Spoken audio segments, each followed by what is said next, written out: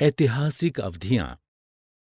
अतीत को समान विशेषता रखने वाले कुछ सुविधाजनक खंडों या समयावधियों में बांट दिए जाने पर बीते समय का अध्ययन कुछ आसान हो जाता है।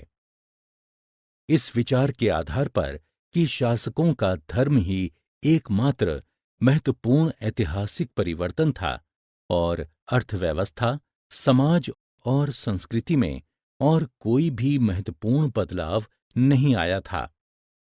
ब्रिटिश इतिहासकारों ने भारत के इतिहास को 3 युगों, हिंदू, मुस्लिम और ब्रिटिश में बांटा था। इस तरह के विभाजन में इस उपमहाद्वीप की अपार विविधता की उपेक्षा कर दी गई थी। इतिहासकार आजकल विभाजन के उद्देश्य से आर्थिक और सामाजिक कारकों पर ध्यान केंद्रित करते हैं।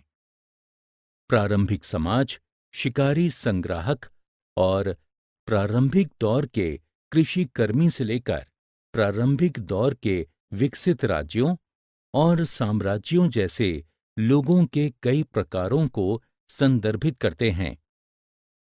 मध्यकाल में अध्ययन किया जाता है किसान समाजों के प्रसार का, क्षेत्रीय और साम्राज्यिक राज्य संरचनाओं के उदय का, प्रमुख धर्मों के रूप में हिंदू धर्म और इस्लाम धर्म के उदय का और यूरोपीय व्यापारिक कंपनियों के आगमन का।